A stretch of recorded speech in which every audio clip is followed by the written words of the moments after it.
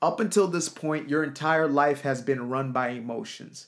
As a matter of fact, the reason why you clicked on this video is because you had an emotional impulse to click on this very video.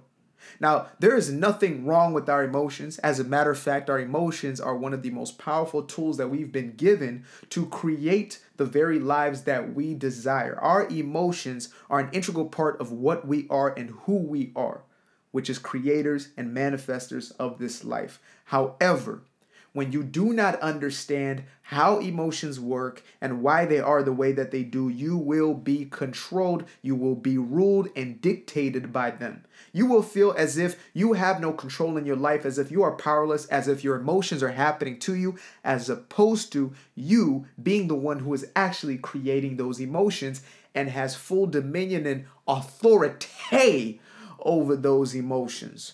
Now, what exactly are emotions? I'm glad you asked. Well, you could watch the entire episode on the Healer Circle podcast about emotions, or I just tell you straight up here.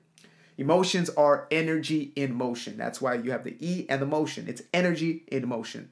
So that's pretty simple. It's the movement of energy, right? Now, where does that energy come from and why is it moving? Well, simple. Energy comes from our thought process. So we have a thought, it produces energy in the body that moves through us that we then call an emotion. So basically an emotion is a thought produced in the body. It is a response mechanism to a thought that we're having.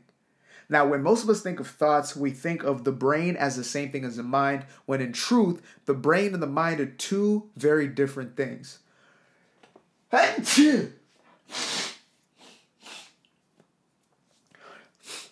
want you to think of the brain as a processing mechanism, right? Like as a microchip.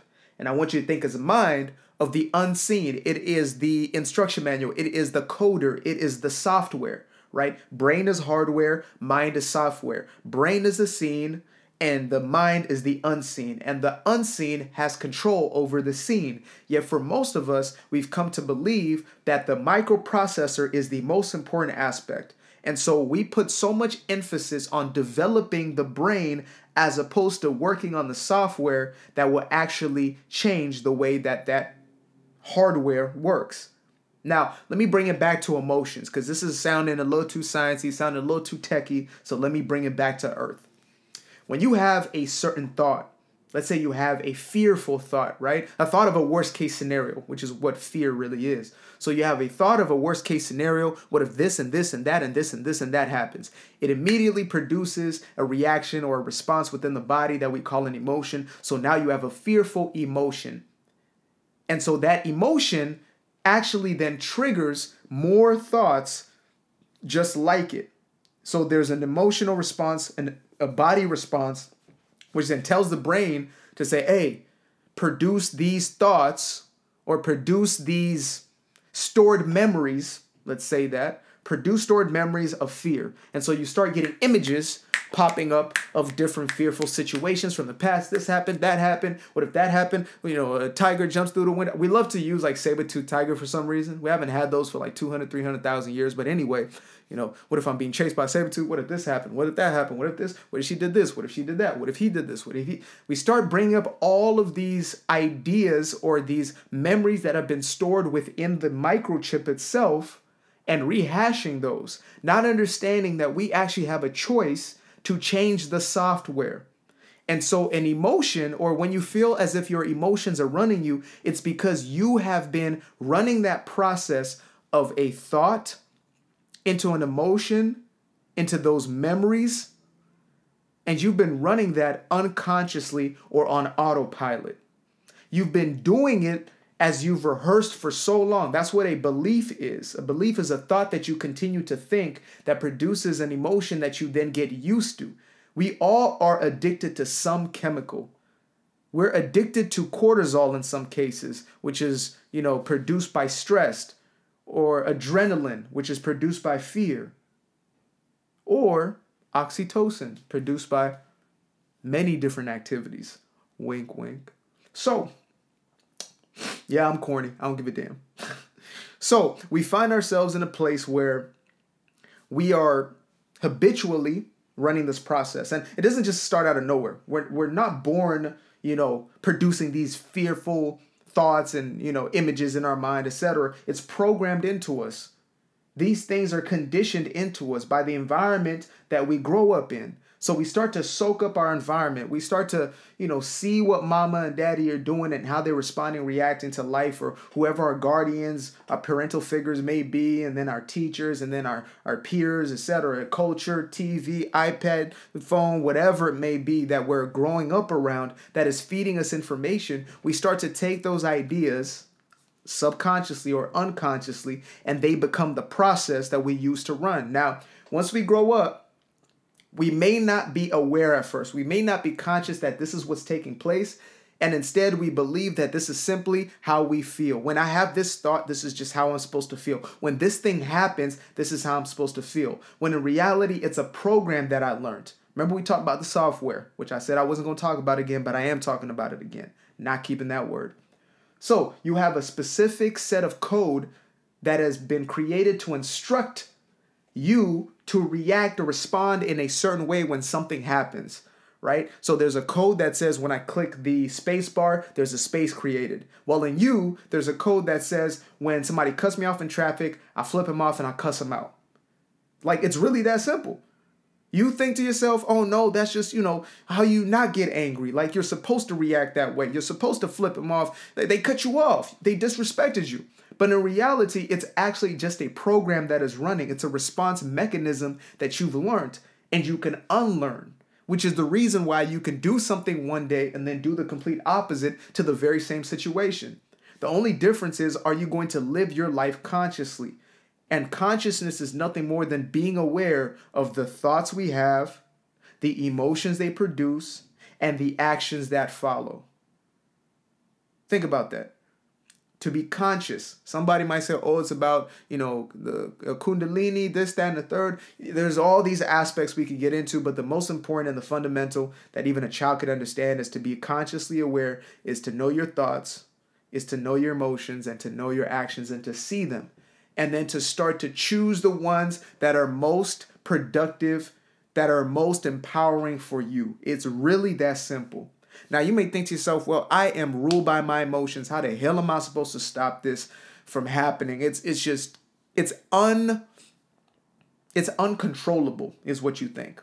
And I'm going to start by telling you this. It is not. It is not. It is not. It does not matter how far gone you are within how deep and dark and controlling your emotions seem to be and how overwhelming your emotions seem to be.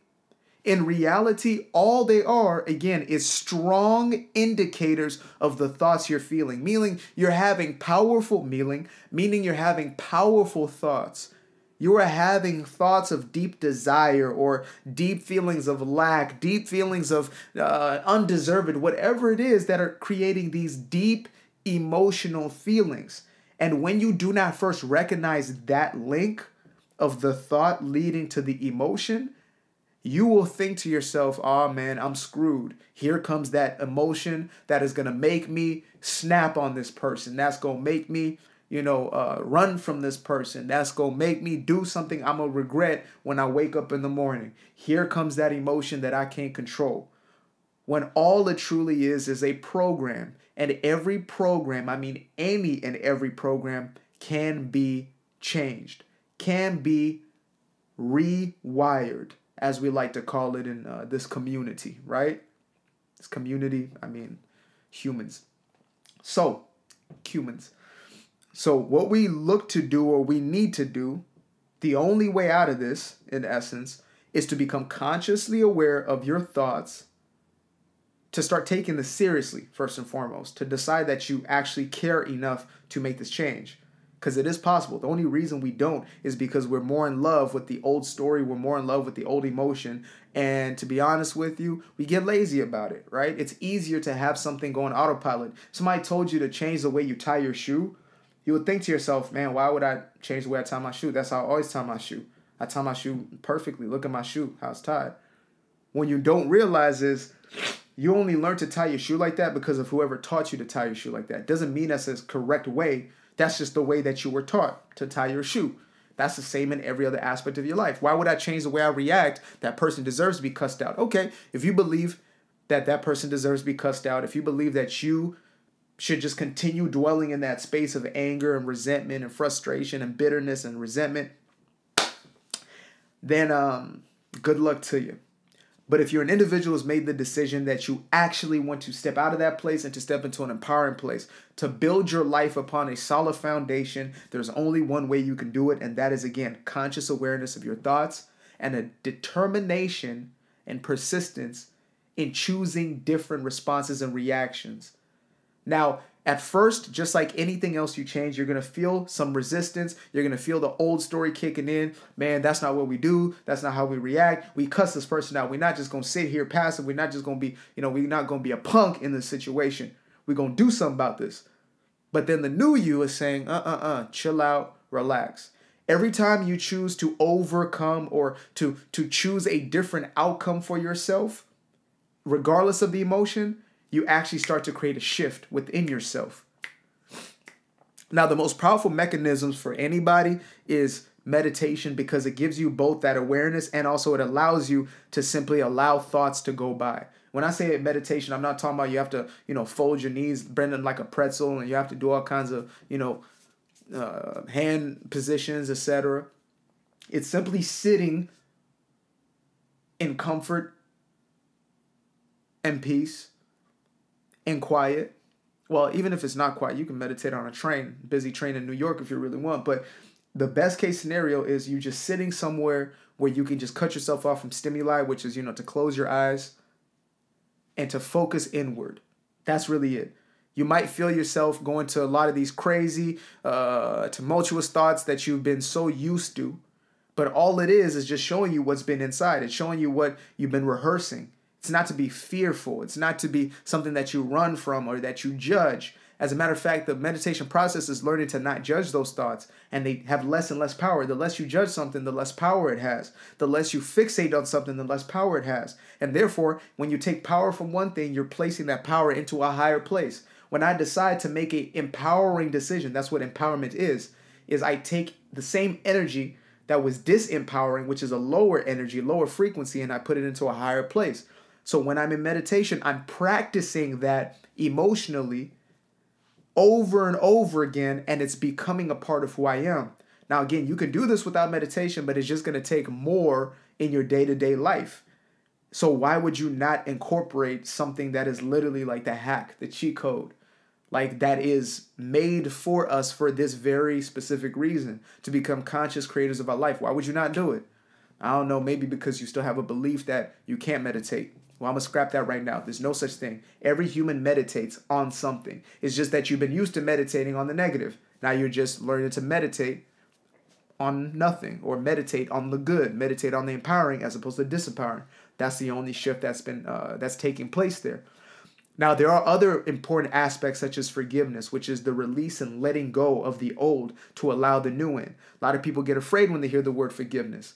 But all forgiveness is again, letting go, which means not bringing somebody back in your life so they can stomp all over you, but letting go of the energy around them, letting go of the emotional, letting go of the mental, and in most cases, letting go of them physically. And these actions repeated, especially in the mental and emotional, are going to create a habit of forgiveness, a habit of letting go of things and not letting them affect you. And so those things don't stick and become a part of or reinforce your old belief systems. That's the process we're talking about here. That's how you become the master of your emotions. Now, those who truly want the transformation are going to do it. They're going to do the work. I do the work because I care enough about the work. That's plain and simple. The people I have around me, my tribe, my community, they do the work because they care to get that result. Plain and simple. So for yourself, you have to make that decision. Am I willing to do the work? Yay or nay? That's really as simple as it gets. It's like anything else you want to do. Am I going to go to the gym or not? Am I going to eat healthy or not? Nobody can make that decision for you. It's all in your hands.